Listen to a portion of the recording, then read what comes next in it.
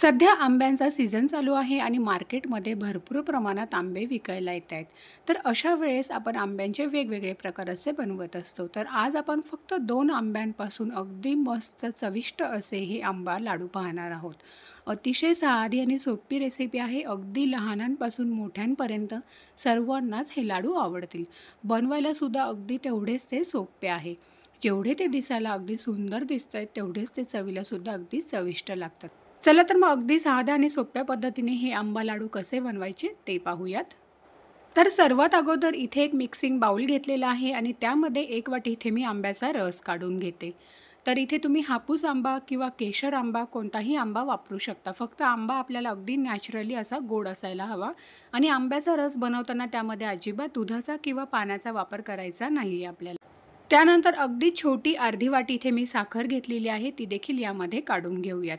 तर साखरेचं प्रमाण इथे तुम्ही तुमच्या आवडीप्रमाणे थोडंफार कमी जास्त करू शकता. आंबा जर खूप गोड असेल, तर साखर इथे तुम्ही थोडीशी कमी वापरू शकता. तर इथे मी साखरसुद्धा काढून घेतलेली आहे. त्यानंतर त्याच वाटीने अर्धी वाटी इथे मी दूध पावडर घेतलेली आहे, ज्याला आपण मिल्क पावडर असं म्हणतो. तर इथे मी एव्हरेस्टचे जे 2 छोटे पॅकेट मिळतात, तेवढे इथे मी घेतलेले आहेत. तर ती सुद्धा यामध्ये काढून घ्यायची आहे. मिल्क पावडर घातल्यामुळे एकदम छान असे चविष्ट आपले लाडू तयार होतात. आता साखर आणि मिल्क पावडर आपल्याला हे आंब्याच्या रसामध्ये अगदी छान व्यवस्थित अशी मिक्स करून घ्यायची आहे. तर इथे मी विस्कर घेतलेला आहे आणि विस्करच्या मदतीने अगदी छान एकजीव आपण याला करून घेऊयात. तर हे आंबा लाडू बनवण्यासाठी आपण जो आंब्याचा रस घेणार आहोत, तर आंबा आपल्याला अगदी छान गोड असेल असाच आंबा इथे वापरायचा आहे. आंबट वगैरे असलेला आंबा अजिबात इथे आपल्याला वापरायचा नाही आहे. तर हे पहा सर्व साखर आणि मिल्क पावडर जी होती ती अगदी छान व्यवस्थित अशी मी यामध्ये मिक्स करून घेतलेली आहे. आता हे जे मिश्रण आहे ते थोड्या वेळासाठी साईडला ठेवून देऊयात. त्यानंतर गॅसवर एक जाड बुडाची स्टीलची कढई गरम करायला ठेवलेली आहे. त्यामध्ये 1 वाटी इथे मी डेसिकेटेड कोकोनट घेतलेला आहे. कोणत्याही किराणा स्टोअरमध्ये आपल्याला इझिली हे डेसिकेटेड कोकोनट मिळून जाईल. याऐवजी तुम्ही ओले नारळ अगदी बारीक होऊन घेतलं ते सुद्धा इथे वापरलं तरीसुद्धा चालेल. पण अशा पद्धतीने इथे मी डायरेक्ट हे रेडीमेड डेसिकेटेड कोकोनट वापरलेलं आहे. ते सुद्धा आपल्याला 1च वाटी इथे घ्यायचं आहे. प्रमाण अतिशय साधं आणि सोपं आहे. जर 1 वाटी तुम्ही इथे आंब्याचा रस घेतला असेल, तर त्यासाठी बरोबर 1 वाटी डेसिकेटेड कोकोनट इथे आपल्याला वापरायचं आहे. तर 2 मिनिटांसाठी याला अगदी व्यवस्थित असं कमी आचेवर आपण भाजून घेऊयात. तर फक्त 2 मिनिटांसाठी याला मी अगदी व्यवस्थित असं लो फ्लेमवर भाजून घेतलेलं आहे. बघू शकता कलर अजिबात इथे आपला बदललेला नाही आहे. आता गॅस बंद करायचा आहे आणि एखाद्या ताटामध्ये आपण याला काढून घेऊयात. आता पुन्हा त्याच कढाईमध्ये गॅसची फ्लेम लो ठेवलेली आहे आणि त्यामध्ये आपण हे जे आंबा, साखर आणि मिल्क पावडरचं जे मिश्रण तयार करून घेतलेलं होतं, ते सर्व मिश्रण या कढईमध्ये काढून घेतलेलं आहे आणि चमच्याने व्यवस्थित असं याला मिक्स करून घेऊयात आणि अगदी लो फ्लेमवर आपल्याला साधारण 2 मिनिटांसाठी याला व्यवस्थित असं शिजवून घ्यायचं आहे. गॅसची फ्लेम ही आपल्याला लोच ठेवायची आहे आणि सतत आपल्याला ते चमच्याने हलवत राहायचं आहे, जेणेकरून कढईला खाली ते करपणार नाही. चला तर मग याला मी थोडंसं परतवून घेते किंवा शिजवून घेते. तर हे पहा अगदी 2 ते 3 मिनिटांसाठी मी याला अगदी लो फ्लेमवर व्यवस्थित असं परतवून घेतलेलं आहे. त्यानंतर आपण जे डेसिकेटेड कोकोनट भाजून घेतलं होतं ते संपूर्ण यामध्ये आपल्याला घालायचं आहे आणि सर्व मिश्रण आता व्यवस्थित असं मिक्स करून घ्यायचं आहे अशा पद्धतीने. आता ह्या स्टेजला हे जे मिश्रण आहे ते थोडंसं सैलसर होतं, पण आपण त्याला अगदी व्यवस्थित असं परतवून घेणार आहोत. तर चमच्याने आपल्याला अगदी व्यवस्थित असं मिक्स करून घ्यायचं आहे, एकजीव करून घ्यायचं आहे आणि पुन्हा एकदा सांगते गॅसची फ्लेम ही आपल्याला अगदी लो ठेवायची आहे आणि लो फ्लेमवरच अगदी व्यवस्थित असं आपण याला परतून घेऊयात. तर इथे मी डायरेक्ट डेसिकेटेड कोकोनटचा वापर केलेला आहे आणि ते अगदी ड्राय असतं त्यामुळे हे जे मिश्रण आहे ते अगदी पटकन कोरडं होतं. पण जर तुम्ही ओलं नारळ म्हणजे खोवलेलं ओलं नारळ जर इथे वापरलं तर हे जे मिश्रण आहे ते थोडंसं सैलसर बनू शकतं. त्यामुळे तुम्हाला अजून 5 ते 7 मिनिटं ते जास्त परतावावं लागेल. तर अशा पद्धतीने अगदी मिश्रण आपलं घट्टसर होत चाललेलं आहे. आपण याला 3 ते 4 मिनिटांसाठी व्यवस्थित असं परतवून घेतलेलं आहे. तुम्ही पाहू शकता जे मिश्रण आहे ते लाडू बनवण्यासाठी आपलं अगदी परफेक्ट झालं पाहिजे. अशा पद्धतीने आपल्याला ते व्यवस्थित कोरडं होईपर्यंत परतवून घ्यायचं आहे.